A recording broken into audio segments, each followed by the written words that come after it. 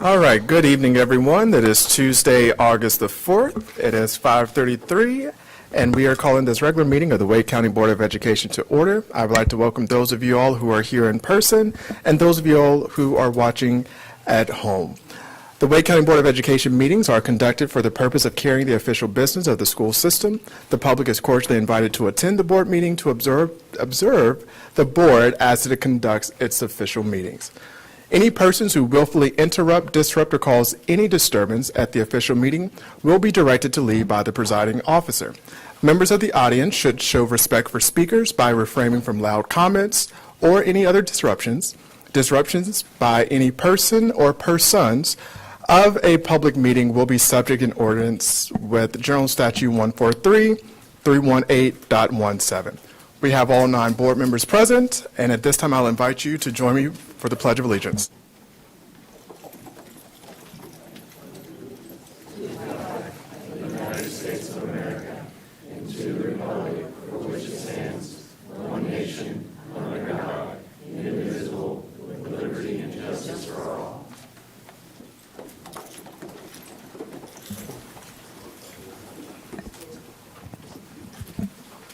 All right.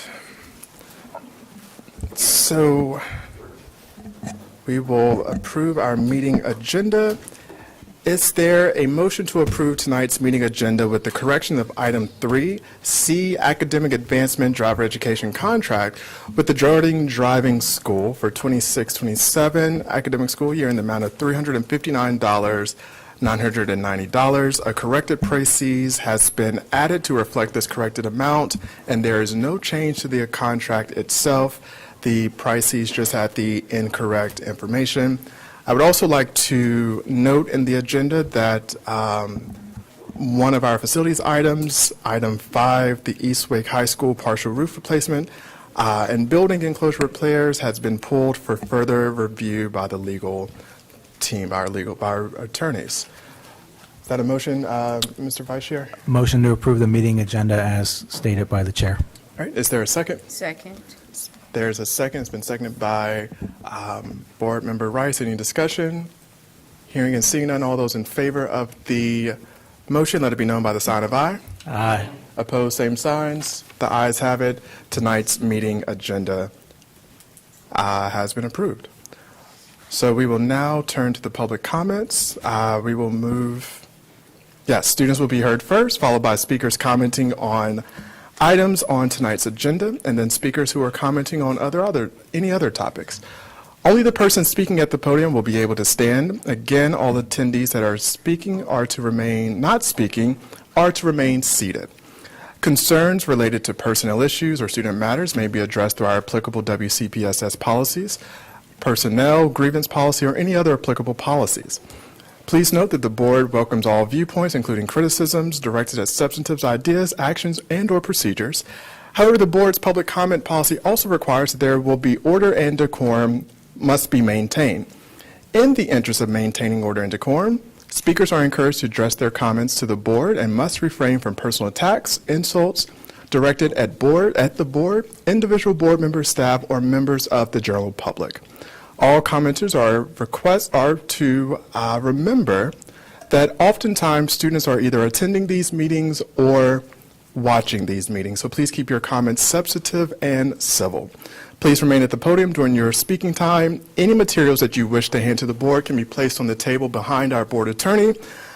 During the public comments, you may speak up to 3 minutes. Please note that the microphones are adjustable, and when you begin, a green light on the podium will illuminate to indicate that your 3 minutes have begun, followed by a yellow light, along with an audible tone when there are 30 seconds remaining in your time. When you hear and then finally, you'll see a red light, notifying you that your time is up, as well as a red light. And speakers are asked to respect the time limit and speak for no more than 3 minutes. We can put the speakers list on the screen, and that will be the order that we will begin. When you come up, please state your first and last name, and we will start with our students who are on the off-agenda items. Is Emma in the room? Welcome. Can I start? Yes. Good evening. My name is Emma Waddell, and I'm the Vice President of Public Relations for Enloe High School Student Council. Last year, our Student Council decided to bring back our overnight fall retreat, something we haven't done in 3 years. It's for our 70 members and advisors, and it's where we kick off our Enloe Charity Ball, our student-run nonprofit that has raised over $2 million for organizations in Southeast Raleigh. This weekend is really the heart of how we planned the whole year of giving back. We started early and did everything by the book.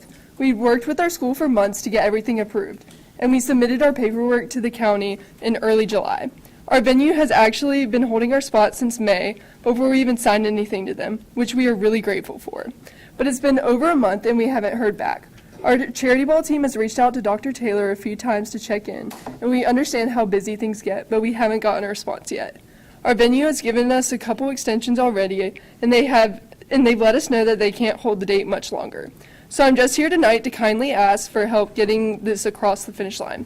All we need is Dr. Taylor's signature on paperwork that's already been approved by our school. With the school year starting and our trip in early October, we're getting close and running out of time. We'd be so grateful for anyone's help moving forward, and thank you so much for listening. Ms. Waddell, before you leave, Mr. Williams, who is the Central Area Superintendent, will be able to meet with you to discuss this matter and help you out. Okay, thank Mr. you. Williams is standing right there, so he'll meet you out in the hallway. Okay, thank you. All right. We will now turn to our next student speaker.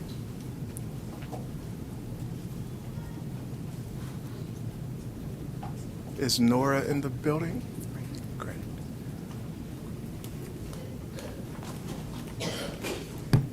Good evening. My name is Nora Snowden, and I'm a soon-to-be junior at Enloe High School in Raleigh.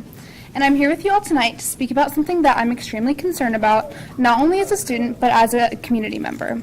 As some of you may know, North Carolina Representative Aaron Perret recently made a post on Facebook about a transgender female teacher in a Wake County elementary school who dressed, fittingly, in a feminine manner.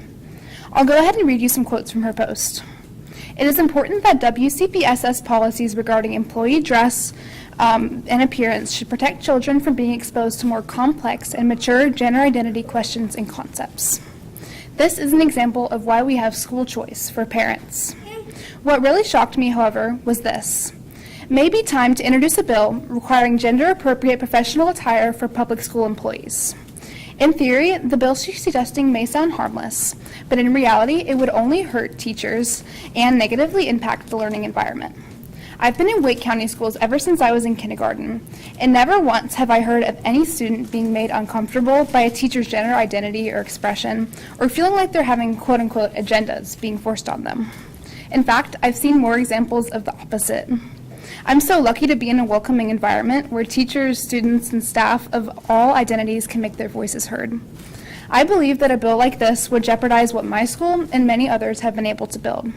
This post and others like it have contributed to hateful discourse that undermines the true mission of Wake County Public Schools, which is to help kids learn. If we believe that something simple as a dress code, as a dress, undermines that mission, then I think it's time that we rethink what we truly value. Thank you so much for your time. Thank you. We'll turn to our next speaker. Our non-student speaker on the off-agenda item, we'll start with Mr. Driver and go in that particular order. So please state your name as you come to the podium, please. Hello, my name is Aaron Driver. I'm the father of 3 children at Middle Creek Elementary. Middle Creek began this school year with a personnel decision that's generated substantial controversy and national attention. Whatever members of this board personally believe about the controversy, elementary-age children are now asking questions about sex, gender identity, pronouns, and gender presentation. That creates an educational issue, and therefore a parental rights issue. Board member Lynn Emmons publicly described the situation as an opportunity to learn about and discuss the diverse world that we live in. My question is simple. What exactly are our children expected to learn and discuss? What guidance has the Wake County Public School System provided teachers and parents for answering these questions? And at what point does answering a child's question become instruction concerning gender identity? What curriculum governs those discussions? And when were parents notified? What accommodations for opt-outs are available to families? And I think these are all reasonable questions.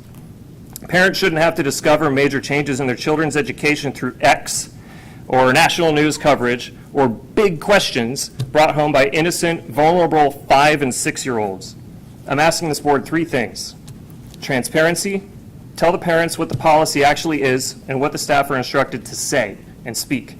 Parental involvement, establish clear notification and accommodation procedures before sensitive subjects can become classroom instruction. Accountability, explain how this situation was anticipated and how Wake County Public School System intends to keep political controversy from overwhelming the educational mission of the school. Or maybe that was the intended goal. Well, we're going to find out. I've established Middle Creek Parental Rights, an independent parent organization. This effort has already drawn the attention of high-profile legal counsel, state-level elected leadership, and some of the nation's most prominent parental rights organizations. They're seeking documentation, interviews, evaluating the facts, and considering various avenues for representing us. And our intent is to be relentless. We will proceed peacefully, lawfully, and based upon documented facts. And we will be unyielding. We will discover what actually occurred here and why. I'm not prepared to accept any suggestion that the resulting disruption cannot reasonably have been anticipated when the hiring decision was made. Consider this board formally on notice. We will seek public records. We will examine policies, timelines, communications. We will document what parents and students are actually experiencing, and we will place what we discover before parents, legal organizations, elected officials, and the public. So anyone here tonight, parents and staff, please meet me after this. I'd like to get to know you and exchange information. We'll turn to our next speaker. All right, Mr. Deaton.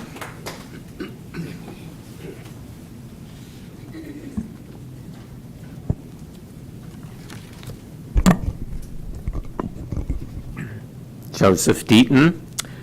Discrimination is recognized as a terrible injustice.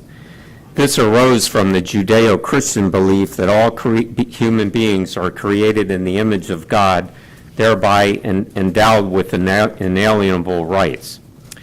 Academic, psychiatric, and medical proponents of gender transition have worked for years to supplant the immutable characteristic of sex with a concept of gender that is not immutable, even according to their own gender theory, which states it can be fluid.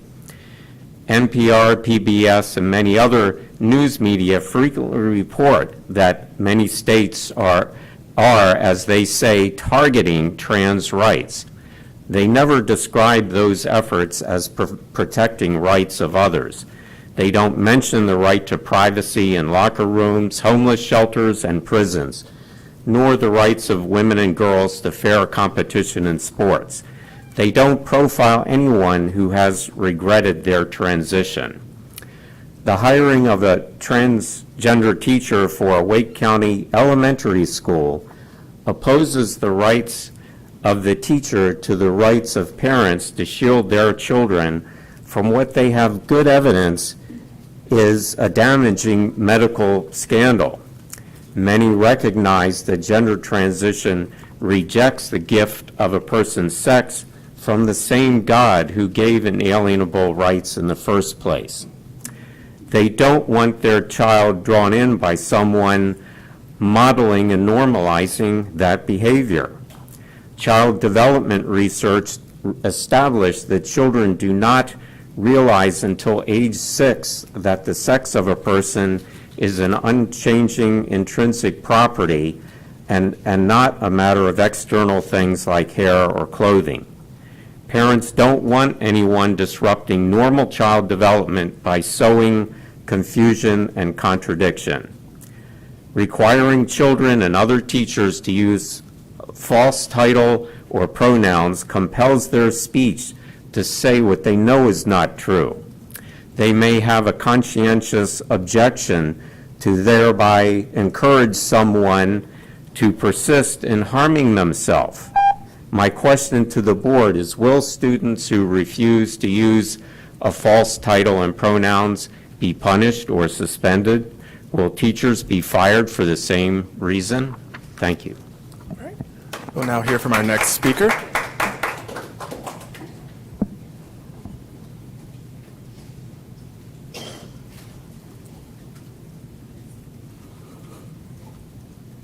Hello. My name is Elizabeth Stacks, and I'm the mother of 2 children at Middle Creek Elementary School. I want to start off by saying that the past week, after meeting the teacher in question, has been really difficult because I was so thrilled by the hiring of that individual, and I was so proud of the school and the administration for affirming the person. Since then, I feel like I've seen the worst of Wake County, and seeing discourse online, and seeing just absolutely horrible things said about a person that my kids already know and love. Sorry.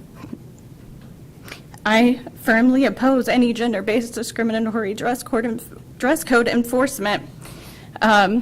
I also sent my kids to public school so that they would experience some of the diversity that I lacked as a result of going to private school.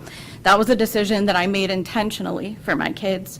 And I feel like by cowering to some of the threats that are being made, it would rob my children of the experience of being around people who are different from them. And that's something that I want for them deeply.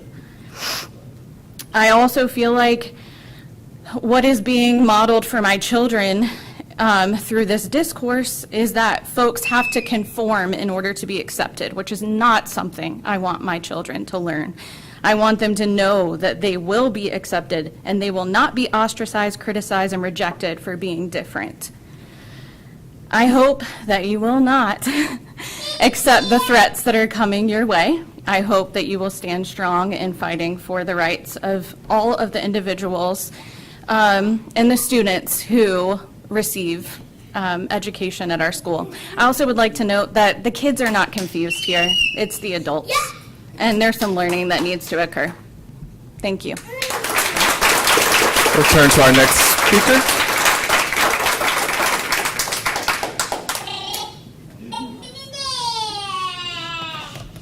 Hi there. I'm Renee Seckel. I'm the proud mother of a Wake County graduate and 2 current students. And today I'd like to talk through the anatomy of a right-wing grift.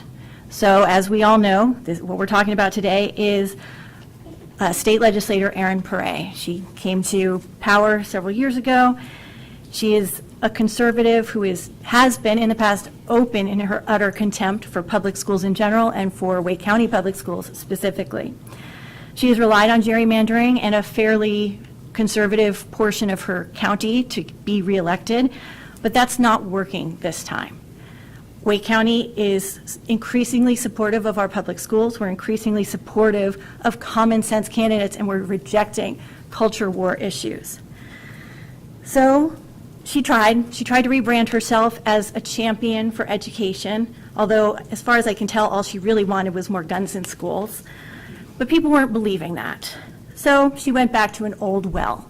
In May of 2022, Ms. Pare went on Fox News and bullied a teacher into quitting because Ms. Pare didn't like that teacher's classroom decor. The poor teacher, not only did she quit, she wouldn't let any of us stand up for her either. Wake County lost a good teacher because Erin Pare is a bully. She's doing it again. She decided to find a culture war issue. She decided to post on social media before doing anything constructive. She decided to court national attention. She decided, if I recall correctly, to post the contact information for the school's principal on not just her own social media, but knowing it would garner national attention. She incited people to be relentless in threatening the school. And she has done all of this without one iota of concern for the actual living, breathing human teacher who is giving of themselves and trying to educate our students. This behavior is sociopathic, and it's just about time somebody said so. We don't have to jump just because she wants us to. One of the justifications that Ms. Perret uses is that it's confusing for children. So to her, or for any parent who is looking for guidance on how to talk to their children about other people's appearance, people come in all shapes and sizes. They have different hairstyles, they wear different clothes, they have different voices, they look different ways, they act different ways. That's okay. That's part of the beauty of being human. And it is rude, it is antisocial, and it is inappropriate for anybody to talk about somebody's appearance. I would think that was basic human parenting, to teach your kids not to comment on other people's appearance. I guess I was naive. Thank you. All right, we'll turn to our next speaker.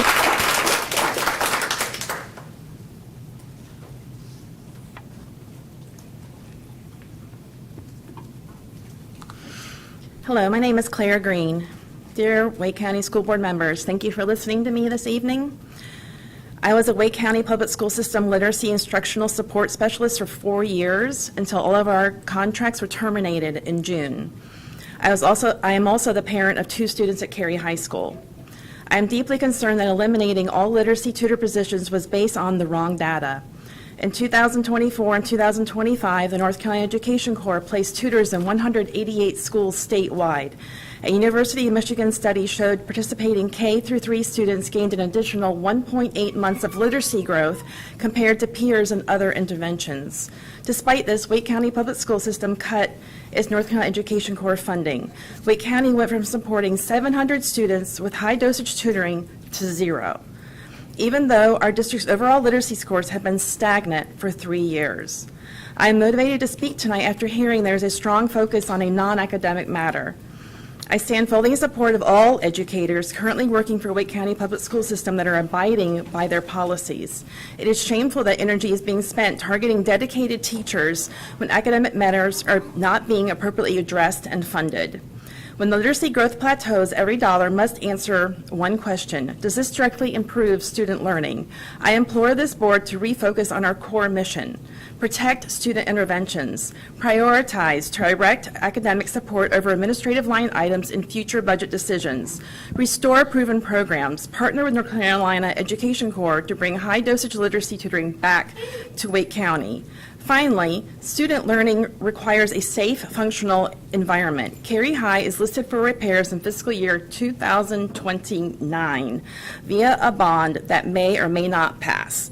My children will graduate before then, after 4 years in classrooms with constantly failing HVAC systems. One of my children's classes was relocated multiple times due to extreme heat. Conditions like dysautonomia, or more commonly known as POTS, which is really just a piece of this condition, is drastically rising due to COVID. It causes severe temperature dysregulation, dizziness, and medical distress in extreme temperatures. While we wait years for a bond that might pass, what is the district doing right now to ensure our classrooms are safe and usable for these students? Thank you. Ms. Green, before you have a seat, Dr. Heel will speak with you regarding the tutoring initiatives that you discussed in your public comment. Dr. Heel is standing right over there, so she'll meet with you out in the hallway. We'll hear from our next speaker. Good evening. My name is Reverend Dr. Stephen Stacks. I'm an educator, a pastor, and also a parent of 2 kids who go to Middle Creek Elementary.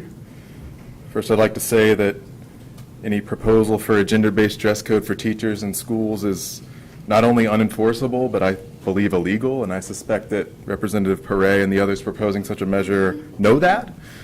and that they are simply trying to gin up anxiety about a hot-button issue to score political points at the expense of someone else's life and well-being. I, along with my whole family, met the teacher in question at our school's Meet the Teacher event. At that time, I had no idea that her hiring was being used by people to generate a panic. As I would expect, she was lovely and professional, and the only thought that crossed my mind when I saw her was pride that my children's school was hiring people with diverse gender expressions. I had no trepidation about the teacher teaching my kids or about answering any questions that my kids might have. I have many LGBTQ friends. I found it isn't that difficult to answer children's questions. My kids did have a question or two, and we had a good conversation about how people sometimes don't feel at home in the boxes our society creates, and that all you really have to do is respect what other people tell you about themselves and accept them. It was that simple, and my kids are thrilled about their new teacher. The only threat to my kids occurred when Representative Perret and others began intervening in our community's affairs, playing on their followers' fears and whipping up outrage. They were perfectly safe with their new highly qualified teacher whose gender has nothing to do with their ability to teach. Now, I'm worried that some outraged person who has no connection to us, spurred on by politicians and social media influencers, is going to show up and endanger my kids and their teachers. I expressed as much to Representative Perret on Tuesday. I told her that I had no concerns over my school's safety until she got involved, that her words as a public figure carry weight and deserve to be considered carefully, not politically cynical, that our community is perfectly capable of handling the complaints of a few parents who do not represent everyone at our inclusive and loving school without her involvement, or any state involvement for that matter. And her response to me was, "I think you need to speak with the school administration if you're worried about safety." To which I said, "That's exactly what you should have said to any parents who reached out to you." This manufactured issue does not need to be before this body, in my opinion. This teacher is perfectly qualified and a lovely person. There is no reason why their ability to do their job should be in question, nor is there a reason to consider a draconian dress code to address a non-issue.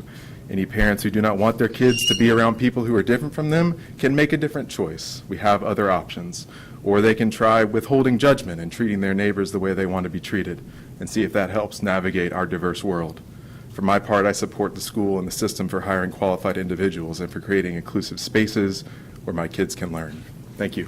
We'll hear from our next speaker.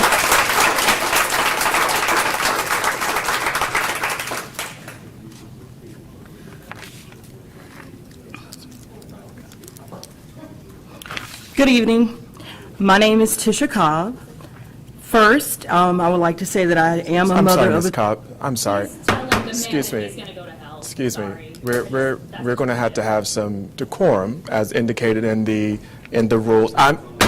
Sir, there's order that's going to take place, and if you cannot abide by that order, the deputy over there can escort you out. So let that be my last time having to interject. And Ms. Cobb, we'll give you your 3 minutes back since it was taken. I'm so sorry for that. You may begin. I'm sorry.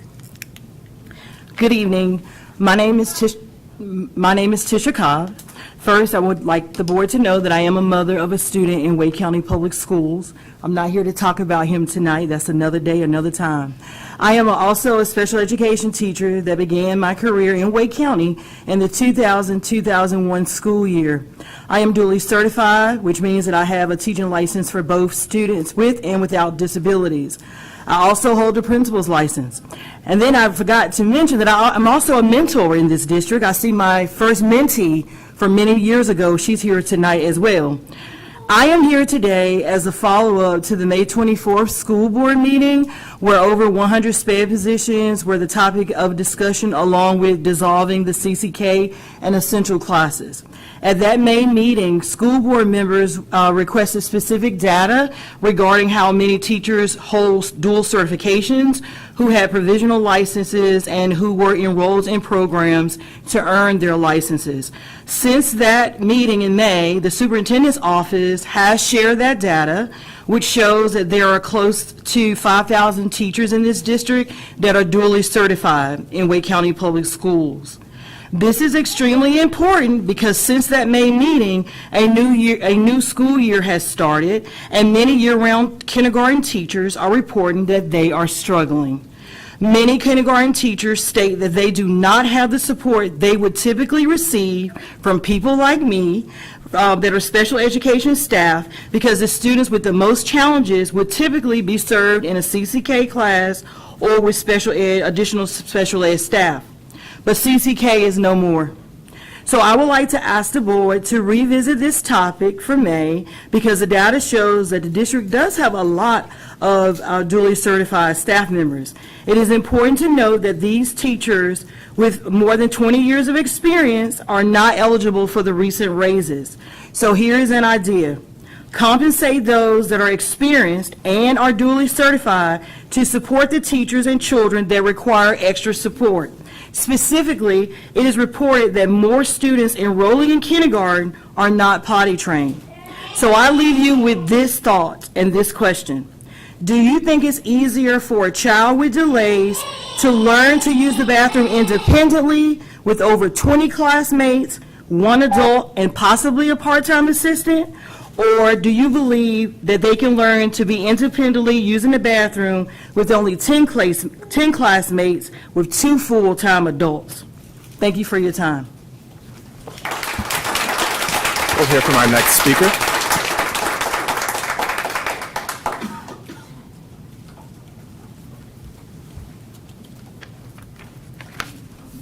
Good evening. My name is Mike Figueres, and I'm a parent organizer for Education Justice Alliance, as well as a member of Public Schools Strong. I am a father of 4 children who have been through public school systems here in North Carolina, and I wanted to talk about how sickening and disappointing it is that we have to hear about public school deficits and cuts, right? When you hear about millionaires becoming billionaires, when some of the resources that are supposed to be given to the future of North Carolina to children is given to the PGA Tour, which in the budget it says that $40 million is spread out over the next 4 years to pay for the PGA Tour at the state level, of course. And $25 million is going to be taken out of the budget for a military world games of some sort. So it's sickening, you know, but I want us to bring us back to our humanness, right? At the work session, a lot of numbers were being tossed around. And here in North Carolina, what it really boils down to is being able to afford to live. Teachers are people too. And when we're at this state, North Carolina, currently, that prioritizes other things instead of education and fully funding public school teachers and their support staff, and that makes them more inclined to leave the profession in hopes of getting more money elsewhere. And then that has a ripple effect, a negative ripple effect in North Carolinian students, families, communities. The North Carolina legislators in power currently continue to show us that they're willing to put our youngest North Carolinians on the back burner. These young people's hopes and dreams are being crushed. They would rather have our children become corporate puppets instead of professionals. There's no reason outside of greed and control and politicizing things for our children's education to lack funding. This is why we have to make sure that we vote on issues this November. We have to look beyond the labels and learn more about the issues and know who is supporting the changes our families need, the future of North Carolina, and we have that power to change the direction. Thank you. We'll hear from our next speaker. Is Miss Boone in the room? Helen Boone. All right, well, we'll proceed to the next speaker. Ms. Wolf. Is Kathy Wolf in the building?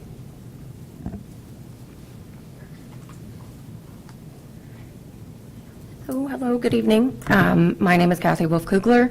I have a daughter who goes to the aforementioned school, and I have a couple of questions for you guys. Kind of what I've heard in the room just it breaks my heart. But my question is, what are we doing to make sure that the people teaching our kids are actually qualified to do so? And what I mean by that is, in the last 3 calendar years, 4 Wake County teachers who were not transgender, by the way, were fired for sexual abuse. 2 of those teachers were special educators. What are we doing to ensure that the conversation is more about who's educating our children, the ability to have people that are open-minded and ensure that we aren't raising a bunch of kids who are judgmental and non-accepting? And how do we teach them about our bodies and about, making sure that when it comes to our bodies, that we are enabling them to be able to speak the words to somebody and not just keep it as a secret or a danger. Instead of the transgender, wherever you want to be, whoever you want to be, it should be about how do we give our kids the voice to talk about these things. My other concern, or that was my first question, which is what are we doing to ensure that people have the right checks, regardless of who they identify as?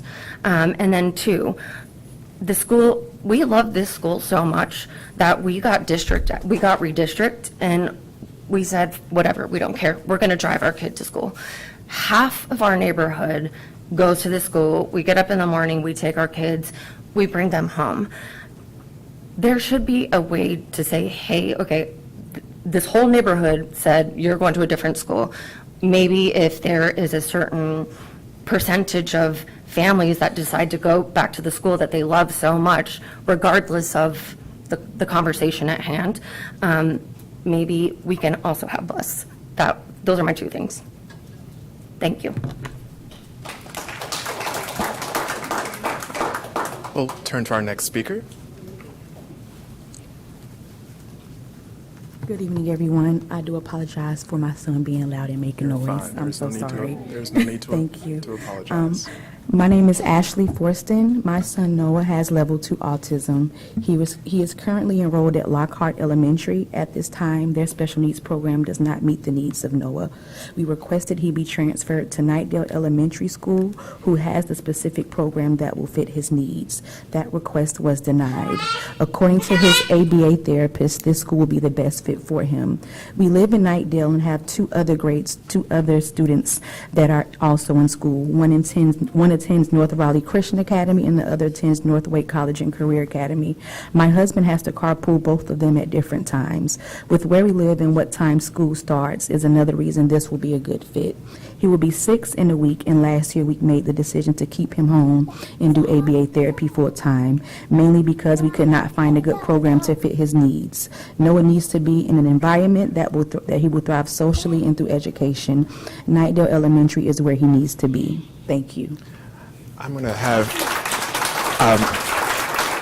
Ms. Forson, if you would wait 1 second. Dr. Hill is going to meet with you, as well as Ms. Allred.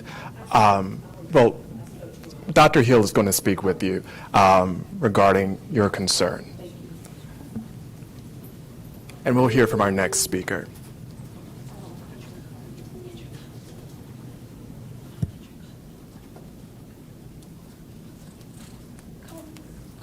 We'll hear from our next speaker. Is Jennifer here? All right. If not, we will turn to Elizabeth.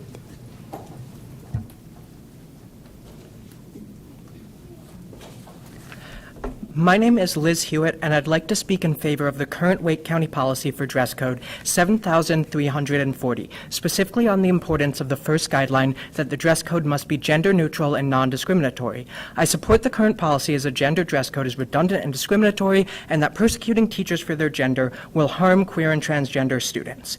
Changing the current dress code is redundant. The critique that the dress code does not promote professionalism or allows for inappropriate dress is divorced from the reality of the policy. It clearly states all personnel will be professionally, neatly, and appropriately attired for the work to be done. An employee's dress must not disrupt or distract from the educational process or work environment.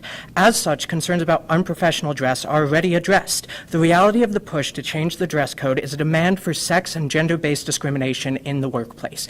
The most clear case is in transgender teachers. By forcing them to closet themselves at work, you will be pushing trans teachers out of an already short-staffed profession.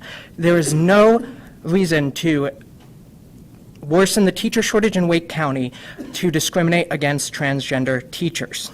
Besides, trans teachers, including a gender-based policy, would have the potential to discriminate against all employees. It was not long ago in our country that it was considered unprofessional for women to wear pants. A gender dress code, it raises the question of who gets to decide what is gender appropriate and how do they do it.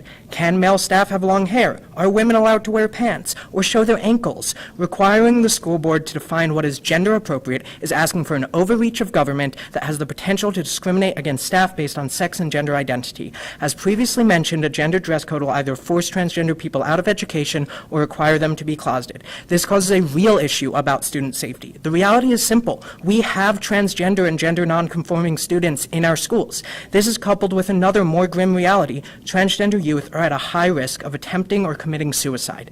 In the research paper, Suicidality Among Transgender Youth, Elucidating the Role of Interpersonal Risk Factors by Austin et al., they write, data indicates 82% of transgender individuals have considered killing themselves and 40% have attempted suicide, with suicidality highest among transgender youth. Within this paper, they find one of the risk factors is transgender students not feeling a sense of belonging at school. By forcing transgender teachers out of the profession, you take away the few transgender role models trans students may have had, or if a trans teacher conforms to the policy, you're sending the message to transgender students that you're not able to be trans and accepted in education or society as a whole. This policy would create a spectacle of oppression that transgender students would be forced to watch and internalize. The current dress code policy as written addresses issues of professionalism while avoiding undue discrimination. Changing it would be discriminatory and redundant overreach that is harmful to queer students, as well as a complete divergence from the policies and values that Wake County Public School holds. Thank you for your time. We will hear from our next speaker.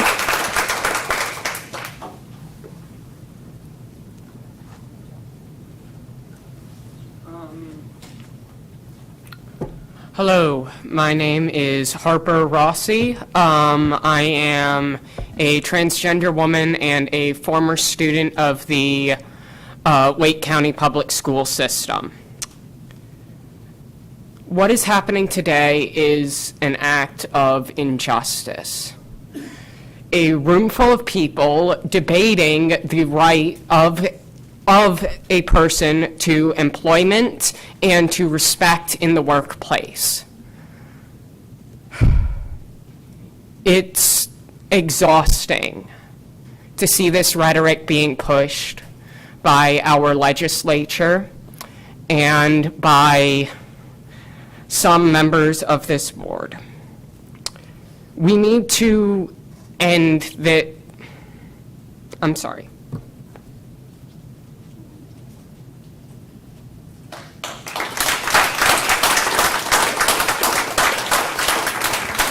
We will turn to our next speaker. Is Aaron in the room? All right, we'll move on to our next speaker.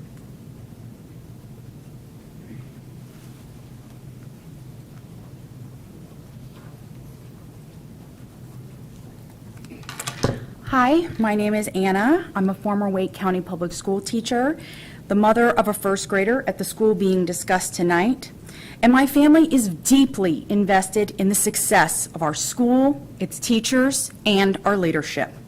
I'm here to show my support for that community that is being unfairly attacked. Someone in our community chose to attack one of our teachers and our schools, saying that diversity is confusing to students.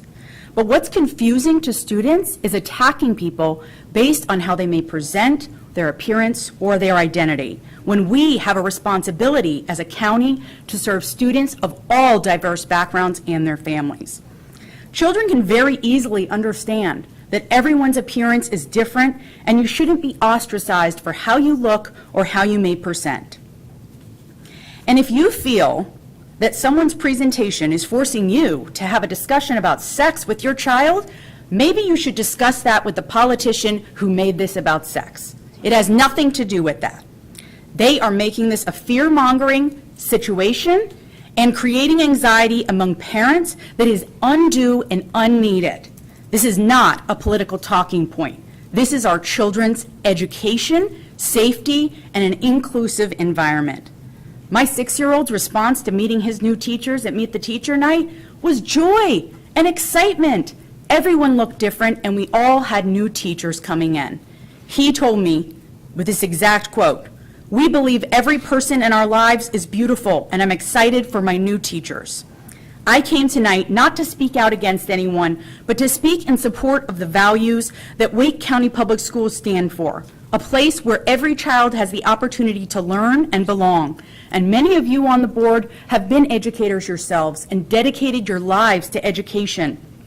Thank you for continuing to lead with those values, and I hope you will stand with our schools and our students and our teachers and not fall to tactics of bullying or intimidation.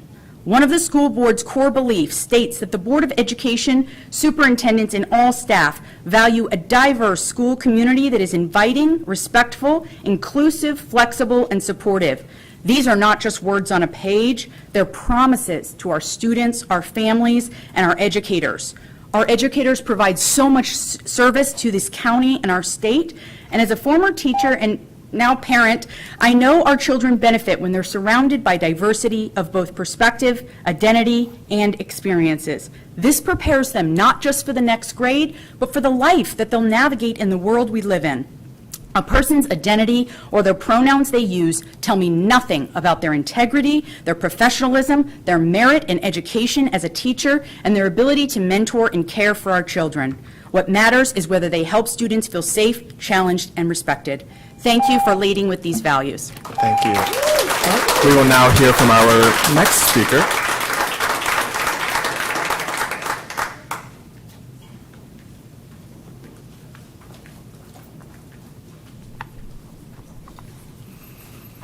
Good evening, Mr. Chair, members of the board.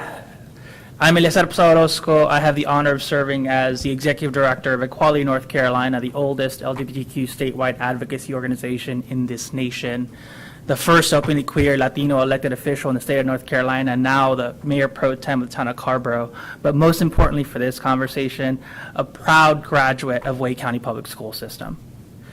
When I grew up here down the road in Knightdale, going to the schools, seeing teachers that looked like me, people who I could see myself reflected on, I saw a future for myself.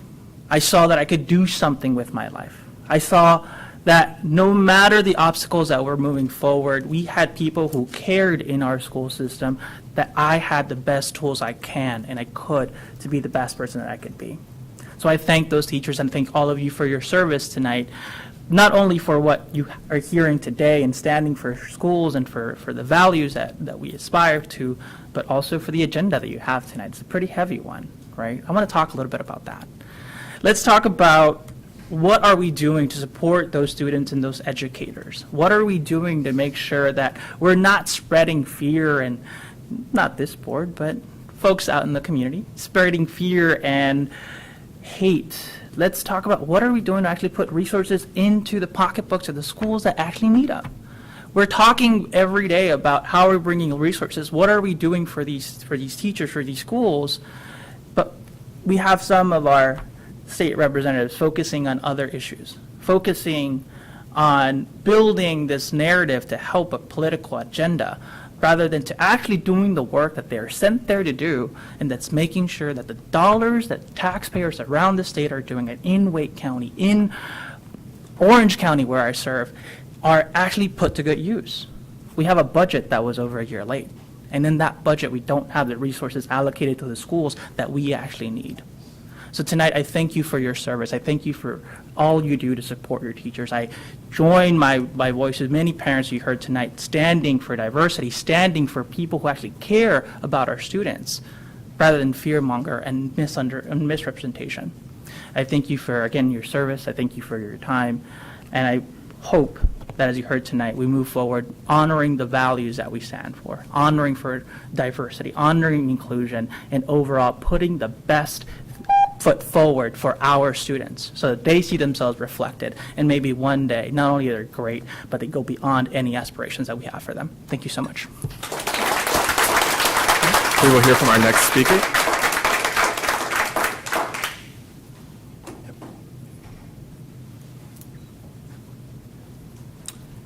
Good evening.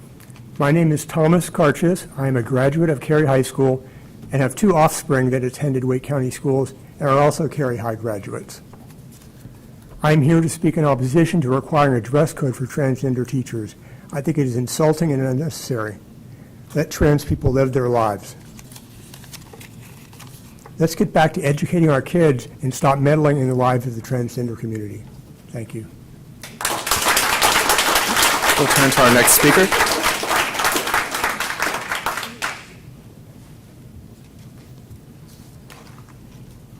Hello, my name is Jennifer Lobbs.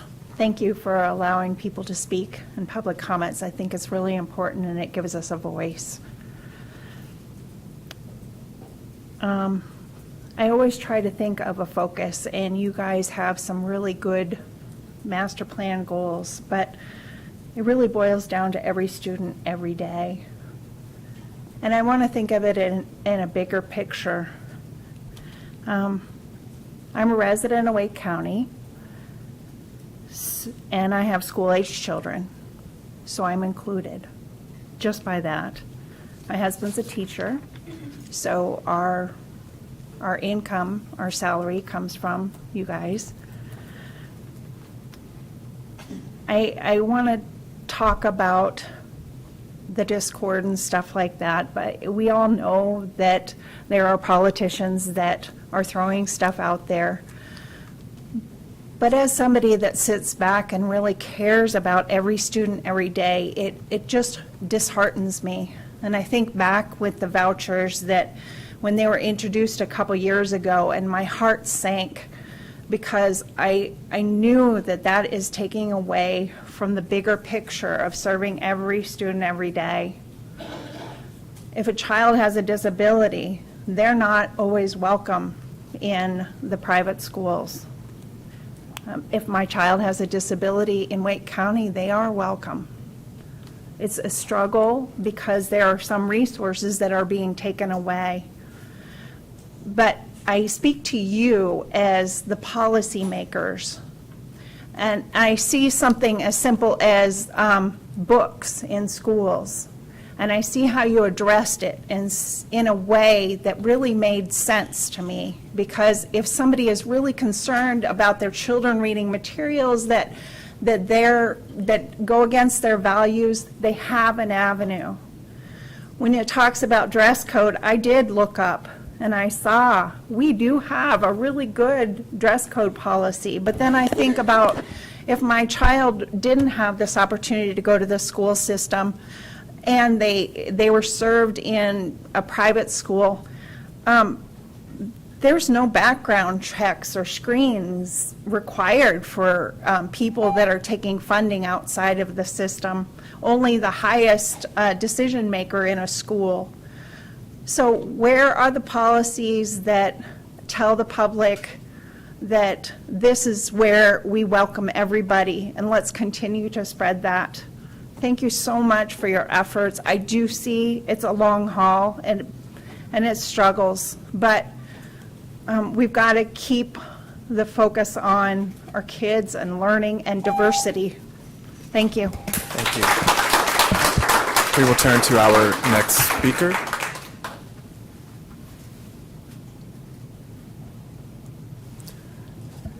Is Christina in the room?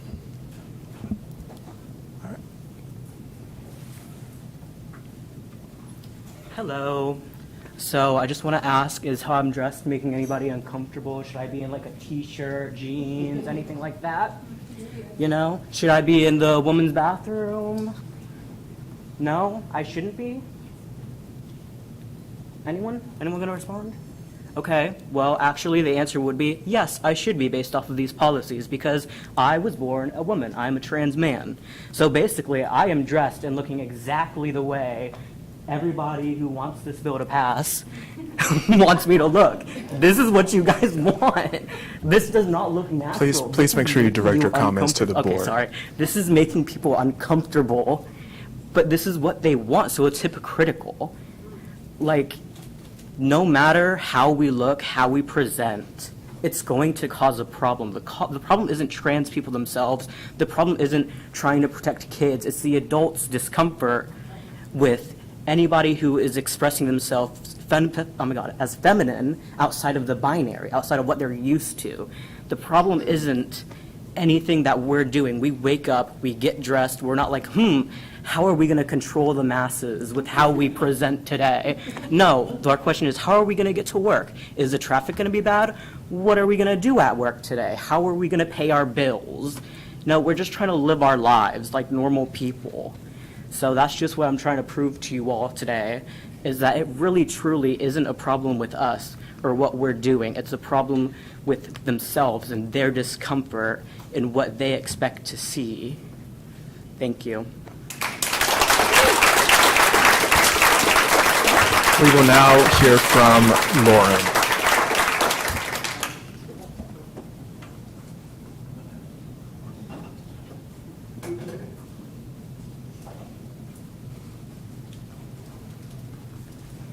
Hi, I'm Reverend Lauren Hayes, pastor of Greenwood Forest Baptist Church, which is an inclusive community of faith in Cary, North Carolina. I'm also a mother of 2 children, ages 12 and 8, who were a part of Middle Creek Elementary School for a combined total of 7 years. This past week, I heard from some teachers of my kids' past beloved elementary school about a new music teacher with an amazing resume and an educational background, and I heard about her phenomenal lesson plans. It was good news to my ears coming from a school that just lost its beloved principal, longtime principal at that, who went to start a new school and understandably took some of her team with her. This teacher was excited about a member of her team, a good thing for a staff rebuilding rapport, a community rebuilding after many staff transitions. We should be ecstatic about this new hire, a well-educated, gifted, dedicated teacher willing to be overworked and underpaid as an employee of the Wake County Public School System. We should be commending the principal for her excellent new hire as she navigates her first year there as principal. But instead, I've been disappointed in the hate and the fear coming from parents in our school community. I've been exhausted with yet another politician fanning the flames of hate and trying to legalize discrimination. And this week, it reached our local elementary school, and I'm now concerned about the safety of the children in my neighborhood as I watch them go to school every morning. Not because they may ask some innocent question about the way someone dresses or how their voice sounds, but because some people are willing to spew hate and violence because of their anger, and anger that I would call unrighteous. As a pastor in this community for over 15 years now, I've had many conversations with trans people and have offered them a safe space in their journey. There have been kids in my pews who were afraid to say that they felt like they didn't identify with the gender they were identified with when they were born, even in a safe space. And I'm certain there are kids in the classrooms at Middle Creek Elementary who will look back on this moment and feel like the hate and discrimination shown in this moment adversely affected them and made them question their belovedness and their worth as humans. This should not be so. Wake County Public Schools should be a safe and affirming place for all of our children, many of whom do or will identify with the LGBTQ community. As has already been mentioned tonight, we already have a dress code, and this board has more important things to spend its time on as you all continue to creatively run a school system that is underfunded. And as has already been mentioned, we have aging facilities in desperate need of repair. And furthermore, our school counselors and psychologists and special education teachers are in desperate need of more resources. Our neurodivergent children, including my own 2, need us to pour our resources into giving them what they need to truly thrive in our system. I hope and pray that you all, as a board, can focus on what matters, and that you all will resist allowing the energy to be sucked out of you and wasted on hate and discrimination. Thank you. All right. That will conclude public comments. So at this point, I will entertain a motion to approve tonight's consent agenda. Yes, sir. Board Chair, motion to approve the consent agenda. There's a motion by Vice Chair Hershey. It's been seconded by Board Member Hegarty.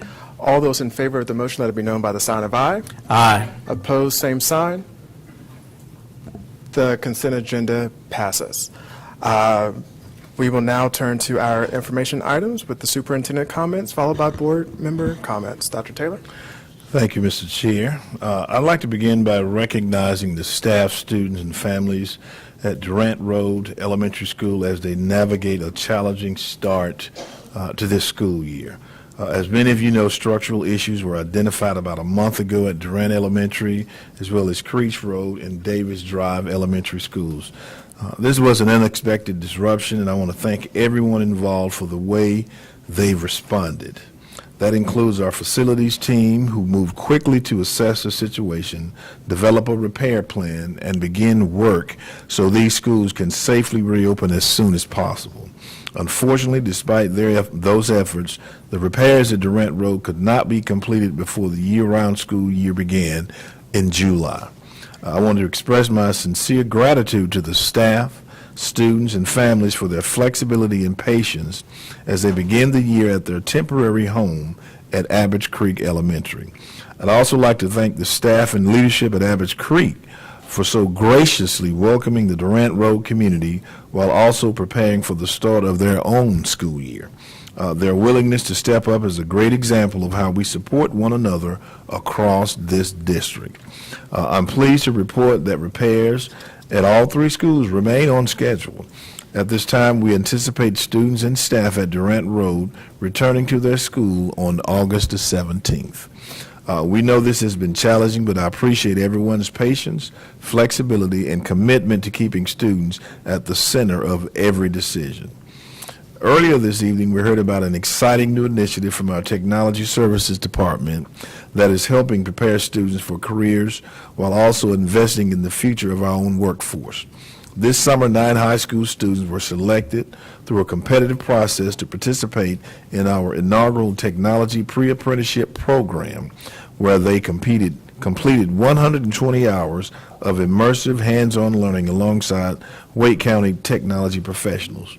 Throughout the program, students gain real-world experience in areas such as network infrastructure, cybersecurity, customer service, and enterprise technology while receiving one-on-one mentorship from the talented professionals who keep our district running every day. These pre-apprenticeships are just one example of the work our Career and Technical Education Department does to prepare students for the future. We're creating meaningful career opportunities for students while building a pipeline of future technology leaders who may one day choose to serve right here in our own district. I want to thank our Technology Services team for their vision and leadership in launching this inaugural cohort, and I look forward to seeing this and similar programs continue to grow in the years ahead. Finally, I'd like to encourage our families, educators, and community partners to save the date for our Family and Community Engagement Summit on Saturday, September the 19th at Leesville Road High School. This annual event is designed to strengthen the partnerships between family, school, and the community that help students thrive. Participants will have the opportunity to attend engaging breakout sessions and hear from nationally recognized educator and author Jimmy Casas. His keynote address will focus on building positive school cultures where every student feels valued, supported, and connected. Whether you're a parent, caregiver, educator, or community partner, there will be valuable ideas and resources to help support student success. Strong family and community partnerships are essential to achieving the goals in our strategic plan, and this summit is one way we continue to strengthen those connections. Registration is now open, so we encourage everyone interested to reserve a spot. And we certainly hope you'll join us in September as we come together to support our students, our schools, and the future of public education. With that, Mr. Chair, I'll yield back. Thank you, Dr. Taylor. We'll start on the right-hand side with Board Member Caulfield. Thank you. I really didn't have many board comments today, but to welcome back all of our students to a new year and hopefully a successful year ahead. But I heard some comments about threats tonight, and I'm disheartened by the negative, harsh, and even death threats that were directed to what we, as elected officials, have considered a great leader and partner who has spent many, many hours and done great things for our schools for Wake County and the state of North Carolina, and I recognize and appreciate that. So I want to clarify some things that Representative Erin Perret has done for our school system and our students, because to be clear, she has done really meaningful things for our teachers and for our families. I've also seen a lot of support for Representative Erin Perret when it comes to our community and our schools. So I'd like to share how she has impacted our district to refresh those listening and to recognize the great work that she has done for us. She was responsible for initiating the teacher pay raise enacted in North Carolina, which, although we all wanted more, is the largest pay raise across the board in 15 years. She not only proposed the bill, but advocated to get it pushed through. She filed a bill to reinstate master's pay. She passed tens of millions in safety grants for our schools, millions in hands-on STEM learning grants, and in the past had filed for a bill that would give non-certified public school employees a significant raise, which was enacted in that budget. She is a local public school parent in Wake County Public Schools, a former PTA president, a mom and a wife of a military daughter and husband. Her business has donated thousands over the years to public school sports teams. She's championed in a bill for Wake County that helped fund the Wake Young Men's and Women's Leadership Academies with new partnership universities, which became law. As a budget writer, she included the state budget, the Lighthouse Math Partnership with Wake County, an initiative that's very important to Wake County. She has been focused on resources for our students. I'm not sure that we have another legislator that has been more involved in the success and benefits of our children here in Wake County, and our families and our educators. She has met with myself and other board members here. I have sat with her and Mr. Swanson, Dr. Ng, and I know that she has also met with and spoken with Dr. Taylor many times, seeking how she can assist our educational needs. Representative Erin Perret has spent endless hours advocating and fighting for our children to make sure that they have the best resources and environment, and she continues to do so. It's disheartening to hear the dismissal and name-calling of someone who spends so much time focused on the success of our children and the focus not on political activism, but the children and classroom only. I see that Representative Erin Perret also has a ton of support in her campaign, and I hope that she will have more time to help us advocate for our children and focus on their academic success.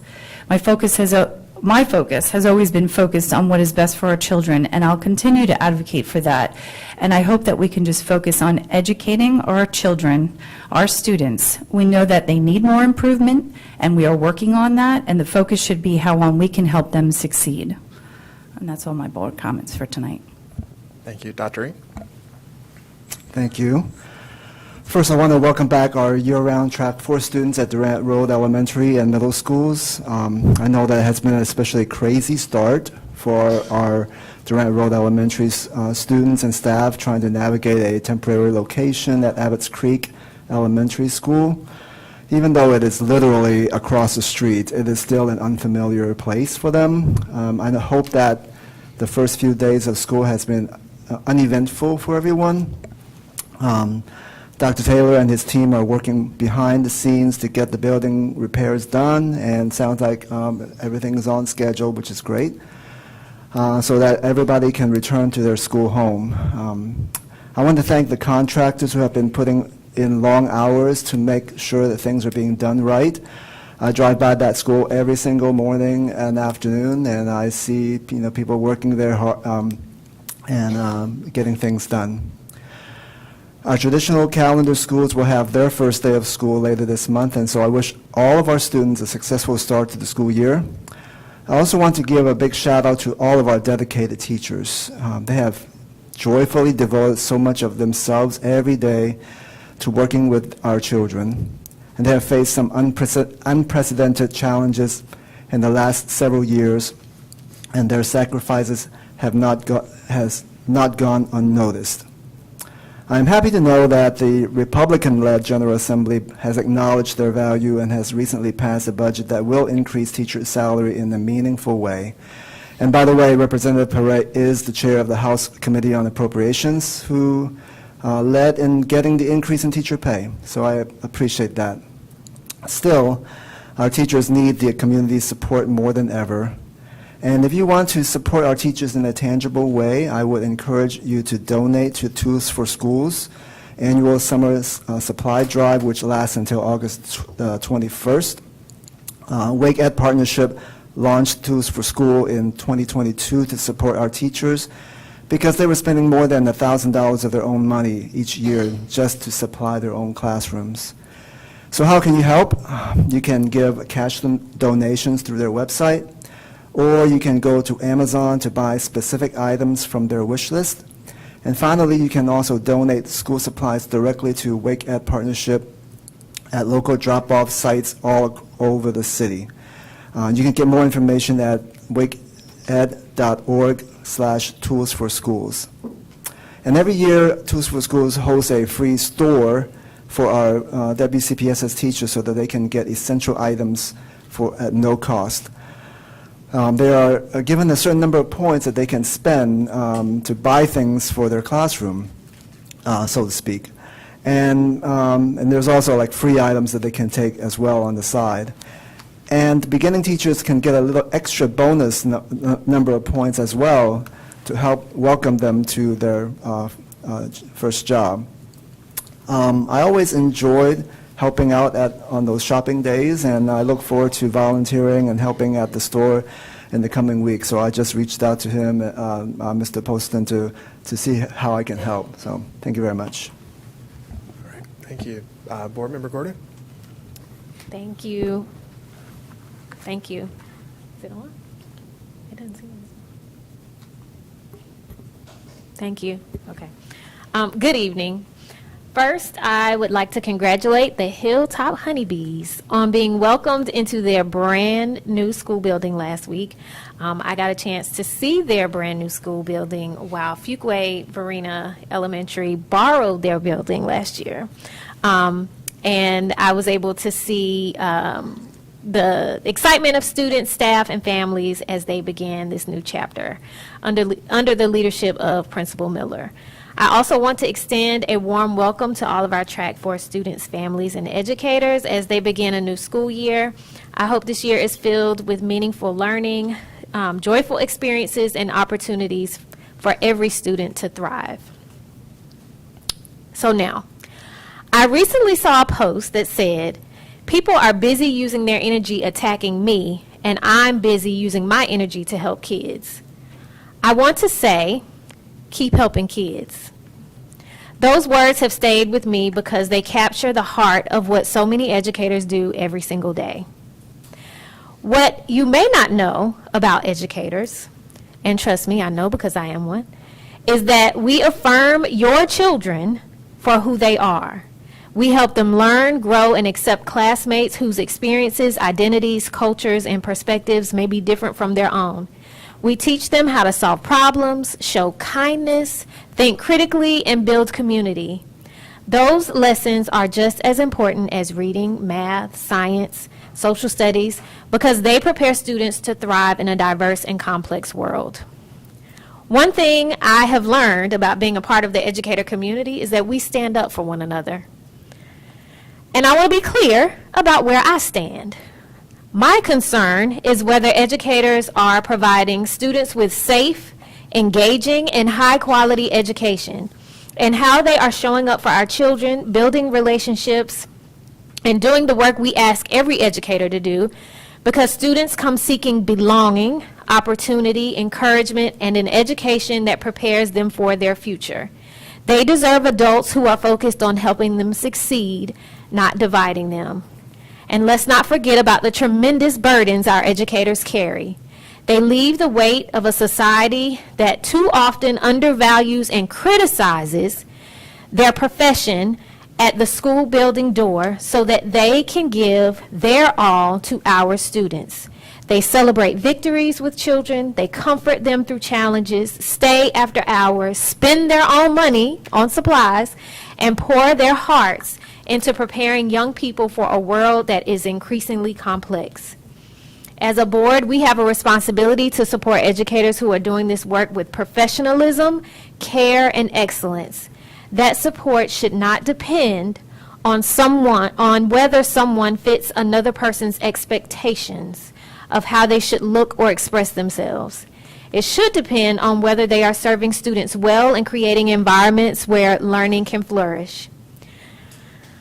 To every educator who continues to show up despite the criticism, thank you. To our supporters, thank you. That is the work that matters the most. And as a former classroom teacher and forever educator, and now as a board member, I will continue to stand with educators who dedicate themselves to serving our students with integrity, compassion, and excellence. Thank you. All right, Dr. Jobe. All right. First, I want to offer a warm welcome back to all of our students and teachers in District 8 who have already started the new school year. We're going to be talking about BACs soon, and I'll be able to start talking about like all the amazing things that are happening in the next couple of weeks, and I'm very excited about that. To those schools who begin later in the month, hang in there and make the most of these final weeks. So in today's board's work session, we talked about the $17 million budget shortfall that we have now driven by state funding mandates. School financing is incredibly complex. But the reality of it is simple. Wake County taxpayers are repeatedly forced to subsidize teacher salaries because the state continues to shirk its constitutional responsibility to adequately fund public education in North Carolina. We have a shortfall because Wake County decided long ago that what the state was willing to pay for isn't enough. We're not the only ones who say so. The courts have agreed. So we used money out of our own county's pockets to fund more teachers, more assistant principals, more assistants. And the numbers show that investment is working, as our schools are amongst some of the best in the state. But now we have to make up another shortfall, and we have yet more proof that the state isn't doing its job. Predictably, because it's an election year, some politicians are trying to distract us from this manufactured neglect with culture wars. We heard public comment from both sides of one of those issues tonight, and let's be clear. Everyone from our superintendent to the Supreme Court has asserted that imposing a gender-based dress code is not only backward and ridiculous, and trust me, there's no way I'm going to start wearing skirts to these meetings, I promise you. It is plainly unconstitutional. But more important, I want to remind everyone that what we are actually talking about, teachers. Human beings with student loans and car payments who chose a life rooted in their love for schools and children over much higher paying careers. But people online and in this room are willing to sacrifice this person's love for their job for their culture war. And I'm not just talking about a music teacher. While it may not make the news, every day across the state, across the country, teachers are getting nasty emails about what they're teaching in their classrooms. Bus drivers are being harassed. Librarians are literally getting sued for the books they're choosing. We should be asking ourselves if we are treating school personnel the way we would want to be treated. But if we can't bring ourselves to see these personnel as fellow humans, then at least ask, would my kid's school be better with no librarian at all, or a rotating roster of long-term subs instead of a trained and licensed teacher committed to my kid? Because that's where we're heading. The Wake County school system is going to do its job protecting the civil rights of teachers and students and provide the best staff we possibly can. But the community also has to value the people who are working with their kids and commit to that value every day. Thank you. Board Member Rice.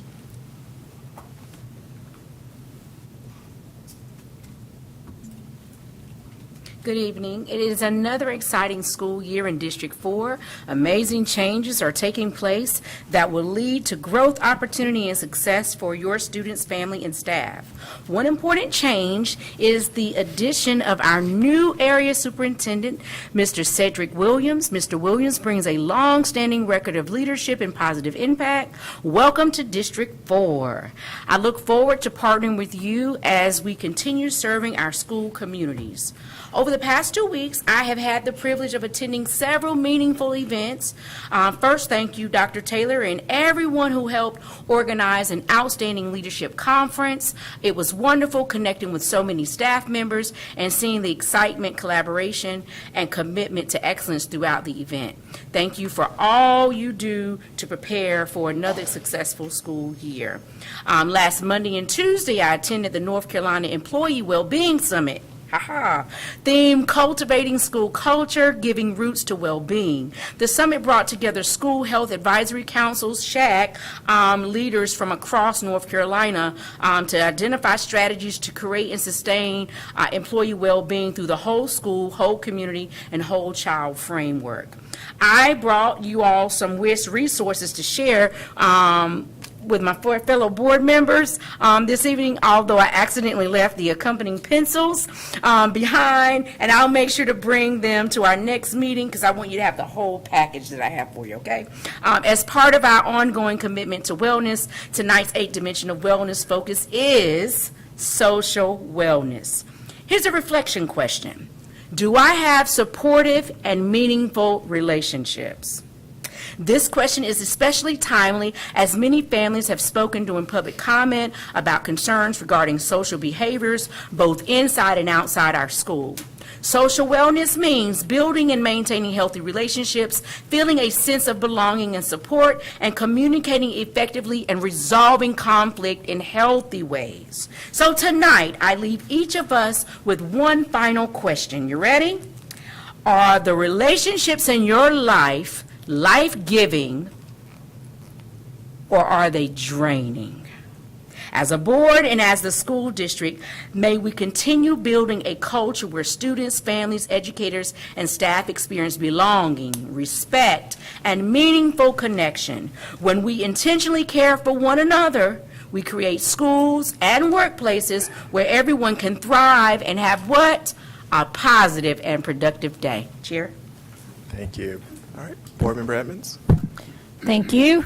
Thank you to all educators and administrators welcoming back our year-round students, Track 4, Modified, et cetera. I hope it's a great year. And for all the families that choose Wake County Public Schools for the 26-27 school year. Over the last week, we've seen an ugly attempt to try and distract us from things going on that actually harm children, and I wanted to list a few of those harmful things tonight. It harms children for North Carolina to be ranked 50th in funding level and 50th in funding effort for public education. Being dead last in funding for public schools is harmful to children. Cuts to the SNAP program, food insecurity, is harmful to children, and that includes the absence of universal school meals, which we should have at the state and federal level. Our limits as a school district to repair and replace HVAC systems in a more timely manner is harmful to children. Cutting $17.6 million from our budget on top of the $10 million we cut just a few months ago is harmful to children. Legislation limiting student access to learning and discussion, limiting their freedom to read, and reducing their weekly hours for academic instruction so that they can attend religious-based classes is harmful to children. Gun laws that make it easier for anyone to have a gun anytime, anywhere, and that remove training and permits, such as laws that put safety at risk, such laws put school safety at risk, that is harmful to children. Bullying, whether perpetrated by other children or the adults around them, is harmful to children. These are some of the things that I will not be distracted from, and I ask public school supporters, many of which were here tonight, to not be distracted. Let's stay focused on what matters for kids. Thank you. All right, Board Member Haggerty. Thank you, Chair Swanson. So, as you've heard, we have a funding crisis in public education. Sure. Is that on? Mic on. The light is on, but I don't hear it. There we are. How about that? No?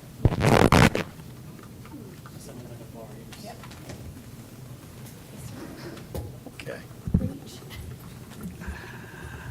How's that? All right, thank you. This thing could have been broken for weeks and you didn't tell me. In all seriousness, we've been talking about the crisis we have in public education funding. Now, compounding that crisis is that while underfunding public education at the state level, the legislature has agreed to turn a blind eye to allow corporations to exploit tax loopholes to avoid paying local property taxes, and to further tie the hands of county governments that are trying to fund education locally. Now, that's disheartening.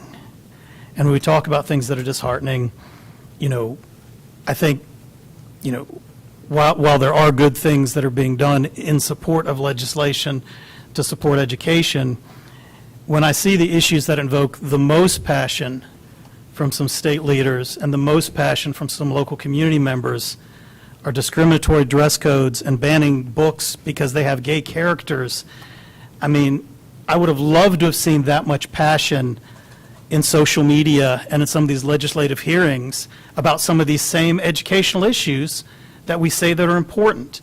I would have loved to have seen that kind of organization around closing these tax loopholes and funding our kids' education. And I would love to see those issues getting national news coverage. But instead, we've got this latest local outrage. So let me say that WCPSS is following the guidance of both the United States Constitution and our U.S. court system that our dress codes must be gender neutral and non-discriminatory. Now, both the United States Supreme Court and the Fourth Circuit, the appellate court that governs North Carolina, have established binding precedents under Title VII of the Civil Rights Act and the 14th Amendment's Equal Protection Clause. They declare policies banning transgender dress by a public employee to be unlawful discrimination. And I can cite these opinions to you. The most relevant one is the Bostock decision, U.S. Supreme Court decision from 2020. The core ruling here is that Title VII's prohibition on employment discrimination because of sex also encompasses discrimination based on gender identity and gender orientation. And you can say, well, how did we get to that? How did we get that ruling? It was established by that flaming bastion of liberalism, conservative Justice Neil Gorsuch, who, writing for a majority of the court, said, quote, "It is analytically impossible to discriminate against a transgender individual without discriminating based on sex. An employer who penalizes an employee assigned, say, male at birth for dressing as a woman while permitting an employee assigned female at birth to wear the exact same clothes is treating that worker intentionally differently because of sex, and that's a violation of the Constitution and law." Now, that was 2020, but we've seen this reaffirmed in the Fourth Circuit. That was not a one-off. The North Carolina, as I said, the Fourth Circuit has repeatedly applied this decision and constitutional equal protection principles to other rules that have come about discriminating against transgender individuals and policies enforcing rigid gender-based policies or dressing norms. Peltier versus Charter Day Schools, a 2022 case. The court held that enforcing gender-differentiated clothing requirements based on traditional gender roles constitutes impermissible sex stereotyping under the Constitution. We've talked before about the Grimm case as it's applied to some of these cases. An even more recent case that you may have heard of has reaffirmed that both in 2024. This was Caddell versus Falwell. And in that case, policies targeting transgender individuals for different treatment in public institutions violate both statutory sex discrimination laws and the Equal Protection Clause. In all of these cases, the court affirmed that classifications based on transgender status are inherently sex-based classifications subject to heightened judicial scrutiny, which public employers, like our schools, cannot justify merely through institutional preference or traditional notions of gender. So I know there's a lot changing right now, but right now the binding law is articulated, as I read, in Justice Gorsuch's opinion and reaffirmed multiple times by the Fourth Circuit, is that enforcing gender-differentiated clothing requirements based on traditional gender roles constitutes impermissible sex stereotyping under the Constitution. So, can we all come together, respect the law, and work on how we can come together and fund our kids' education? And if we can at least come together on that principle, we can move this district and our state forward. Thank you. Vice Chair Hershey. Well, I am going to miss you when you are not here next year. My colleagues have said enough. I just want to recognize Ms. Gordon for her words, and too many to quote. I stand by everything that Ms. Gordon said, and I support her words, and I support our teachers, no matter who they are. And I'm sure I have disagreements with our teachers on different issues, but what I care is that they are a good teacher, looking out for our students, teaching our students, representing Wake County Public Schools. And I have heard or seen nothing that indicates otherwise today. I will be very brief. The new year brings the new sports season, and with that brings another level of people yelling at adults, which is people yelling at officials, of course, is what I'm referencing, which happens to me occasionally when I'm on the football field.